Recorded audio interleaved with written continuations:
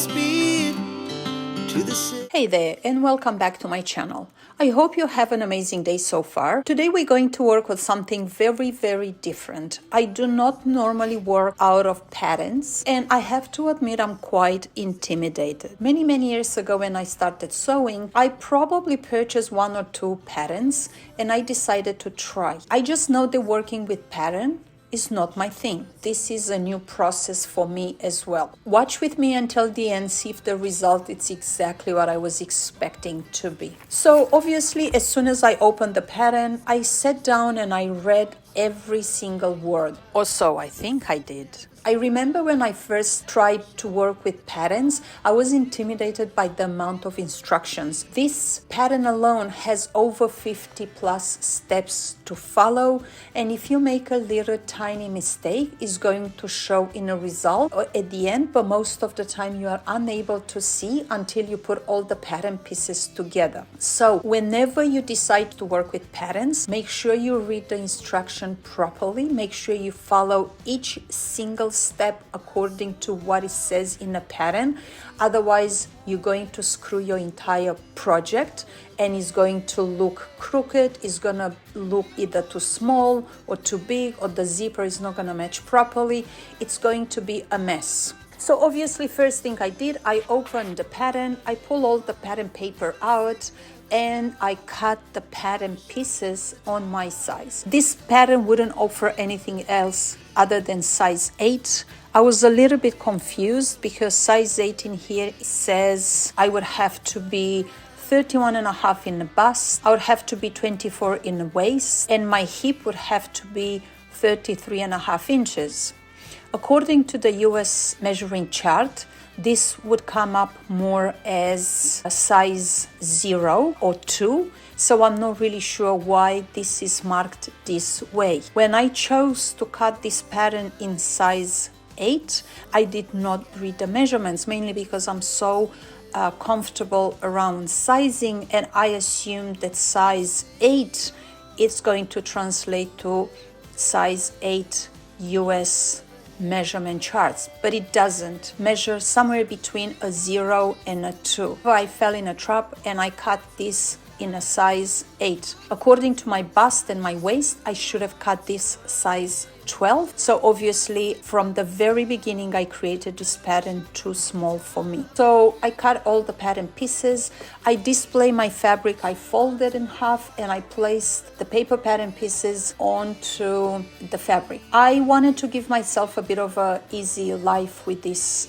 project, mainly because I am not familiar with and I wanted to have a great result. So I chose this wool. It looks the same on both sides. So from the very beginning, making mistakes in cutting the right side on the wrong side would have been eliminated. So every time I was putting the pattern pieces together, I was reading and making sure I followed the steps according to the instruction that came with the pattern. Every step seemed extremely easy to follow. I did not have any issues, and as you can see here, there are probably over 50 steps to follow. I also decided not to waste my time and add the lining into this project because I realized that as soon as I finished the jacket, before I even wanted to add the sleeves, I tried the jacket body on and I realized it's way too small for me. And so I did not want to waste my time anymore on this project. I just wanted to add the sleeves and continue finishing up the neckline just because I was already towards the end and I didn't want to abandon it. However, the project turned out to be a little bit too small. I didn't put any interfacing because, as we all know, interfacing is fairly expensive and I didn't want to waste it anymore. I did not want to waste any more time trying to readjust this pattern and make it a little bit more size. I think I looked at this more like learning process for me as well. I'm not really sure if I'm going to go to the fabric store anytime soon to pick up any patterns.